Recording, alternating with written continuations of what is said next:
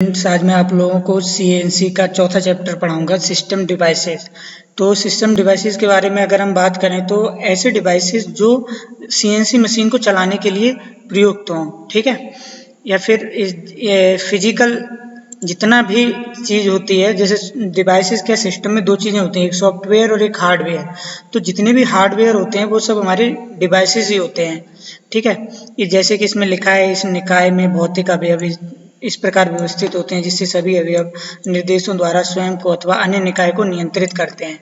जैसे कि नियंत्रित निकाय जो हमारा होता है, अगर हम नियंत्रित निकाय की बात करें तो निकाय का मतलब होता है जैसे कोई भी डिवाइस, ठीक है, वो किसी भी चीज़ को कंट्रोल करने में काम करे। मतलब कि system which control to other system या which control to the operation of any machine, okay, or which control the workpiece dimension whatever we are going to remove in the form of chips, right।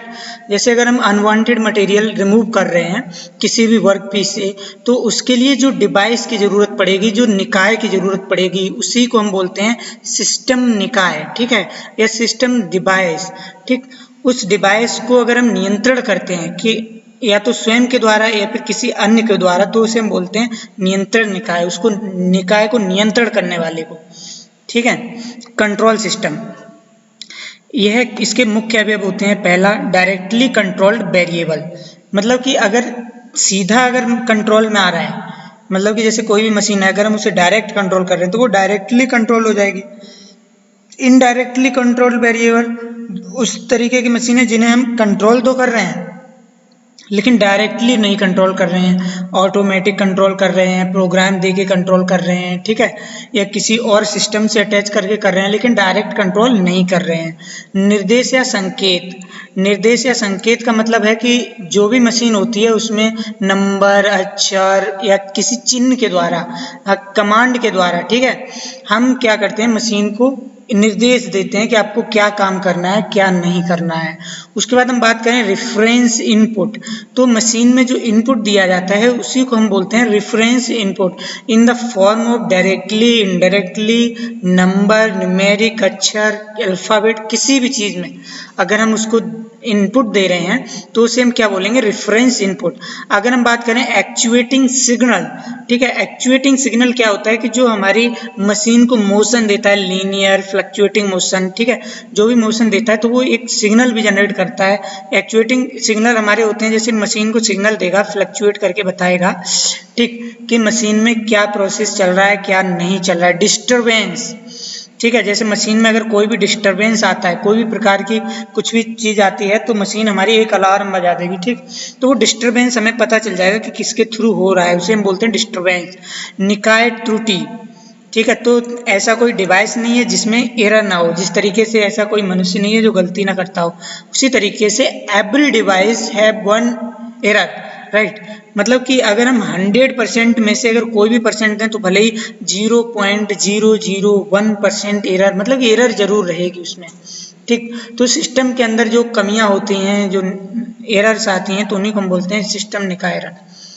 अब देखो वही चीज़ इसमें लिखी हुई है, directly controlled मतलब ये सीधे तौर पे मापा जा सकता है या नियंत्रण किया जा सकता है, ठीक। इनडायरेक्टली कंट्रोल ये भौतिक राशि जो सीधे तौर पे मापा नहीं जा सकता या नियंत्रण नहीं किया जा सकता है। निर्देश या संकेत, यह प्रदान किए गए संकेत होते हैं जिनकी सहायता से निकाय क्रियान्वित होगा। जैसे मैंने बताया ना, प्रोग्राम जो हम देंगे उसके थ्रू वो काम करेगा। रेफरेंस इनपुट बंद लूप निकाय में मानक के रूप में प्रयोग किया जाता है। सिंपल सी बात है, जो इनपुट हम देते हैं नंबर या अक्षर में, तो वो हमारा डिवाइस में एज ए इनपुट प्रयोग किया जाता है, ठीक। एक्चुएटिंग सिग्नल, यह एक फीडबैक सिग्नल होता है, संदर्भ सिग्नल का अंतर होता है। मतलब कि सिंपल सी बात है, जब हमारा प्रोडक्ट फिनिश हो जाता है तो वो हमको सिग्नल दे करके बताएगा कि प्रोडक्ट में कोई खराबी है या नहीं है, ठीक। विघ्न, यह वह सिग्नल है जो संदर्भ सिग्नल से अलग होता है, यह निकाय निष्पादन को प्रभावित करती है, विघ्न कहलाती है। मतलब अगर कोई भी मशीन में कोई भी प्रॉब्लम आती है तो सिंपल सी बात है कि वो प्रोडक्शन को प्रभावित करेगी, ठीक, वो हमें बताएगी, सिग्नल तुरंत हमें बताएगी कि हाँ मशीन में कोई डिस्टरबेंस है। निकाय त्रुटि, वास्तविक तथा आदर्श मानों का अंतर निकाय त्रुटि कहलाता है, ठीक है। उसके बाद हम बात करें निकाय के प्रकार, तो ये हमारे दो प्रकार के होते हैं, खुला और एक बंद निकाय। तो खुले वाले में मैंने अभी पिछले चैप्टर में भी बताया, पूरी किताब में एक ही चीज भरी पड़ी है कि फीडबैक फीडबैक फीडबैक। ठीक है, जिस सिस्टम में हमें फीडबैक मिलती है उसे हम ओपन लूप सिस्टम बोलते हैं, जिस सिस्टम में हमें फीडबैक नहीं मिलती है उसे हम जिसमें फीडबैक नहीं मिलती है उसे हम ओपन लूप बोलते हैं, और जिसमें फीडबैक मिलती है उसे हम क्लोज लूप सिस्टम बोलते हैं। ठीक है, यानी कि जो ओपन लूप होता है ये नॉन फीडबैक सिस्टम भी कहते हैं। इस निकाय में नियंत्रण क्रिया आउटपुट से स्वतंत्र रहती है, मतलब कि जिस चीज को हम नियंत्रण कर रहे हैं तो वो आउटपुट से एकदम स्वतंत्र है। ये नहीं कि आउटपुट पे अगर गलत प्रोडक्ट बन जा रहा है तो ये इनपुट पे आकर के रोकेगी कि नहीं आपको नहीं बनाना है, आगे गलत बन रहा है ना। तो ऐसा कुछ नहीं है, ये अगर गलत खराब बन रहा है तो बनता ही चला जाएगा। लेकिन अगर वो क्लोज लूप सिस्टम रहेगा तो आउटपुट पे अगर हमारा गलत बन रहा है, मतलब कि जो भी हम प्रोडक्ट बना रहे हैं अगर वो सही नहीं बन रहा है, उसका मेजरमेंट सही नहीं आ रहा है, तो ये क्या करेगी, पीछे एकदम डिस्टर्ब करके बता देगी पूरे सिस्टम को कि नहीं अब आपको आगे मैन्युफैक्चर नहीं करना है। ठीक है, देखो इसी चीज को हमने सर्किट के रूम में दिखा दिया है किताब में। ये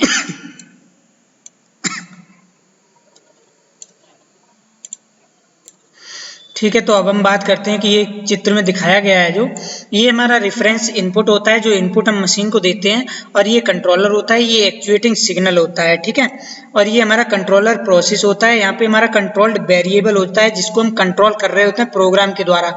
यहाँ पे हमें आउटपुट सिग्नल मिलता है। ठीक है, उसके बाद इसके प्रमुख अवयव क्या होते हैं, एक कंट्रोलर होता है, कंट्रोल्ड प्रोसेस होता है। तो कंट्रोलर क्या करता है, वो मतलब कि कंट्रोल्ड होता है, कंट्रोल्ड बाई समथिंग। कंट्रोलर क्या होता है, जैसे मान लो एम्पलीफायर हुआ, लिंकेज हुआ, फिल्टर हुआ। ठीक है, अदर कंट्रोल एलिमेंट्स, सेंसर या ट्रांसड्यूसर का भी हम प्रयोग कर सकते हैं। ठीक, इसमें प्रयुक्त आइडियल कंट्रोल सिस्टम की अगर हम बात करें ऑटोमोबाइल में, तो हमारा क्या रहता है, ये एक टॉर्क रहता है और इंजन रहता है। इसमें हम इंजन का प्रयोग करते हैं। ठीक है, यहाँ से हमें इंजन स्पीड प्राप्त होती है। अगर हम प्रिंटेड व्हील की बात करें, प्रिंटेड व्हील कंट्रोल सिस्टम में, तो देखो इसमें हमारा क्या रहता है कि यहाँ पे कीबोर्ड रहेगा, कीबोर्ड से माइक्रो प्रोसेसर कंट्रोल होगा। माइक्रो प्रोसेसर यहाँ से हमें क्या करेगा, एक इनपुट देगा जो एम्पलीफायर में जाएगा। एम्पलीफायर यहाँ से डीसी मोटर को देगा, डीसी मोटर क्या करेगा, ये चलेगा, तब हमें जाकर के यहाँ से मैकेनिकल पावर मिलेगी, है ना। उसके बाद हम बात करें ओपन लूप सिस्टम की हानियां क्या क्या होती हैं।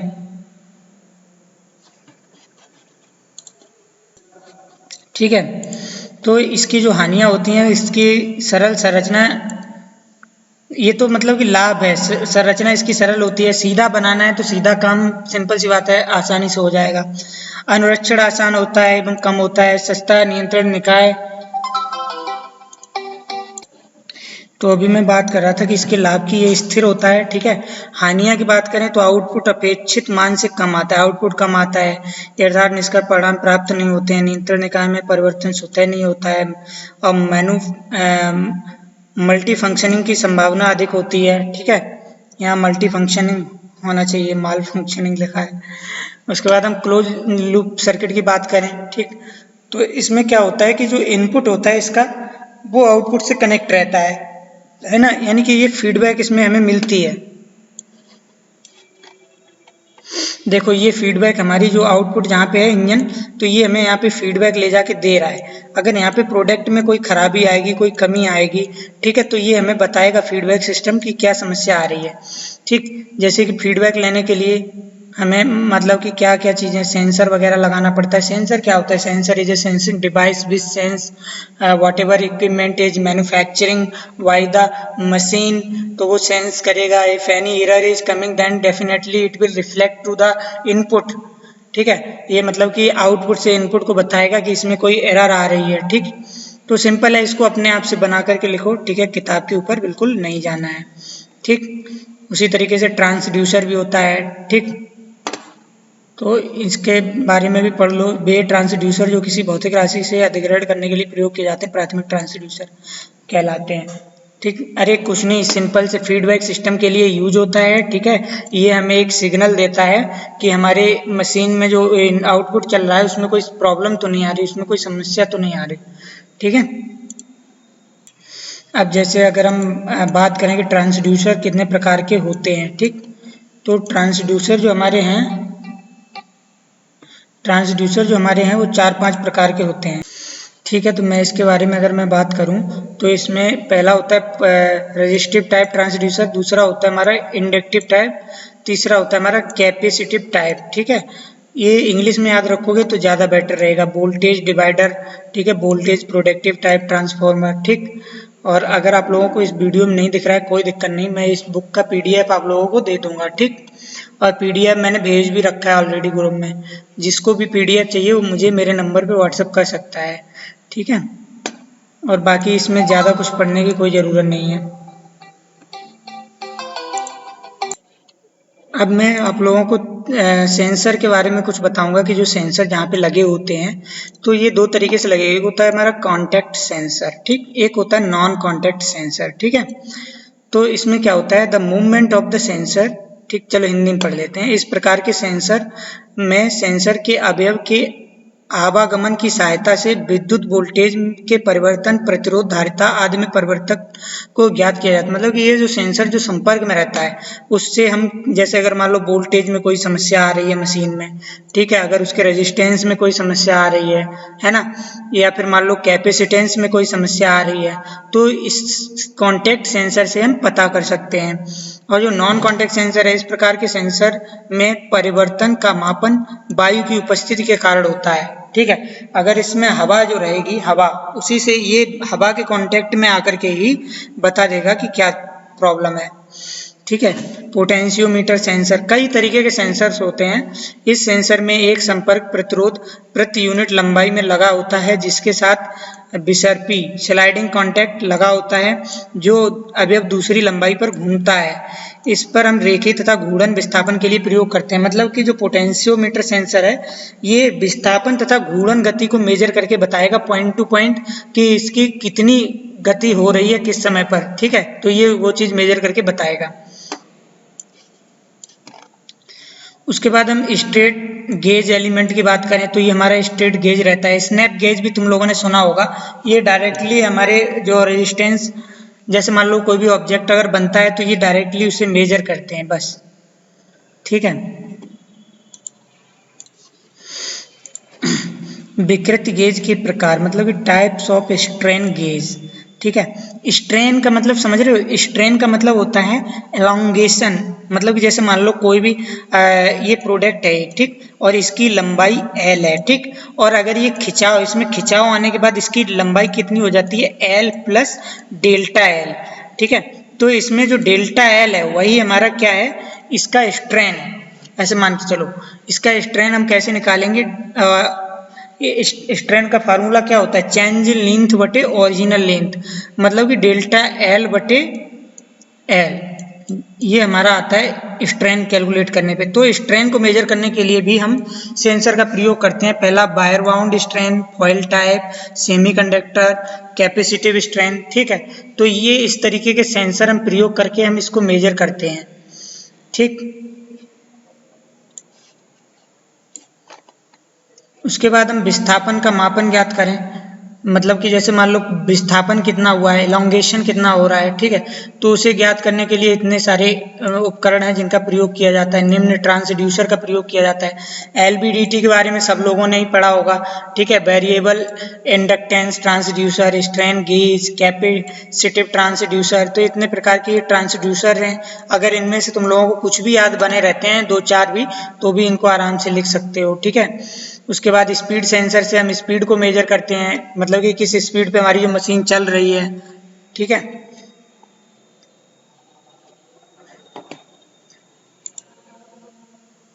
अब उसी तरीके से हमारा देखो बल सेंसर है। ठीक है, अब जैसे बल, फोर्स, बल हुआ है बाह्यकारक है, ये तो बल की परिभाषा लिख रखी है। लेकिन जो हमारा बल सेंसर होता है वो केवल फोर्स को मेजर करता है कि कितना फोर्स हमारा टूल लगा रहा है। ठीक है, उस फोर्स को बैलेंस करने के लिए, है ना, हम ये बैलेंस बल सेंसर लगाते हैं, ताकि हमें पता रहे कि कितना बल वहां पे काम कर रहा है, कार्यरत बल। क्योंकि बल की परिभाषा यहाँ पे लिखी, बल क्या होता है, वह बाह्यकारक होता है जो किसी पिंड की अवस्था को परिवर्तित कर देता है या उसको परिवर्तन करने की कोशिश करता है। ठीक है, या फिर उसकी गति को बढ़ाया घटाया जा सकता है। स्प्रिंग, सब छोड़ो, लिक्विड फ्लो सेंसर, ठीक है, लिक्विड फ्लो सेंसर भी होता है। लिक्विड फ्लो सेंसर के रूप में इलेक्ट्रोमैग्नेटिक प्रवाह मीटर का प्रयोग किया जाता है, ठीक है। इसका आरेख निम्न है। ये देखो हमारा लिक्विड फ्लो सेंसर इस तरीके का होता है, जो हमें सिग्नल देता है कि इसमें कितना फ्लूइड फ्लो हो रहा है, किस स्पीड पे हो रहा है, ठीक। इसे हम बोलते हैं लिक्विड फ्लो सेंसर। अब देखो लिक्विड लेवल सेंसर की अगर हम बात करें तो लेवल से समझ ही रहे हो कि जो द्रव है उसकी लेवल को हम मापेंगे कि उसमें कितनी ऊंचाई है, गहराई है, क्या है, उसकी डेटम लाइन क्या है, ठीक है ना। उसकी डेटम लाइन से हम मापते हैं, ठीक। तो एक तो डायरेक्ट मेथड होता है, सीधा माप लो, एक अप्रत्यक्ष मेथड होता है। प्रत्यक्ष वाले में क्या है, स्ट्रेट गैस लेवल से नापते हैं, ठीक है, और फ्लोट गेज से नापते हैं। और उसके बाद अप्रत्यक्ष क्या है, हाइड्रोलिक प्रेशर डिवाइस से मापते हैं, कैपेसिटेंस टाइप लेवल गेज से मापते हैं, ठीक है। कई तरीके के मेथड हैं। अल्ट्रासोनिक लिक्विड लेवल से मापते हैं, ठीक। तो फ्लूइड के लेवल को हम मापते हैं। ये तुम लोगों ने देखा भी होगा, जहाँ पे लगा रहता है, ये तुम लोगों ने देखा होगा हाइड्रोलिक लैब में इस तरीके का गेज लगा रहता है, जो द्रव की लेवल को हम पता करते हैं, ठीक है।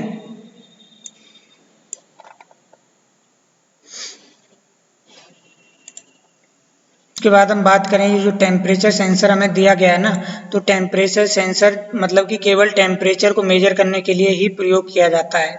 इसमें जितनी चीज़ें लिखी हैं आप उस पर बिल्कुल भी ध्यान ना दें, ठीक है। मतलब कि जो टेम्परेचर किस तरीके से मेजर करेगा, जैसे मशीन हमारी कितनी गर्म हो गई है या नहीं हो रही है, या फिर उसका टूल कितना गर्म हो रहा है, ठीक है।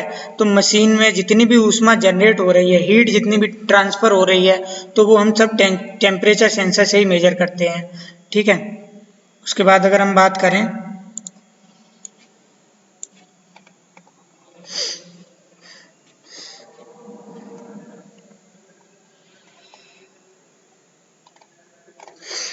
ये सब कुछ नहीं पढ़ना है। जो इसमें दिया गया है वो है तुम लोगों का प्रकाश सेंसर, ठीक है। इसका अच्छे से यहाँ पे नहीं दिख रहा होगा तुम लोगों को। तो प्रकाश सेंसर को हम लाइट सेंसर भी बोलते हैं, ठीक है। ये एक हमारा फोटो डायोड होता है, ठीक है। एक होता है हमारा फोटो ट्रांजिस्टर, एक होता है फोटो रजिस्टर, ठीक। तो जो लाइट सेंसर होता है वो लाइट को डिटेक्ट करता है, जिस तरीके से मैंने तुम लोगों को एक IR सेंसर दिया था, इंफ्रारेड सेंसर, है ना। वो लाइट को डिटेक्ट करके हमें बताता है कि कहाँ पे क्या ऑब्जेक्ट है, ऑब्स्टिकल को ज्ञात करता है, बस। IR सेंसर इसका बेस्ट एग्जाम्पल है, और इसमें कोई चीज़ नहीं है पढ़ने लायक।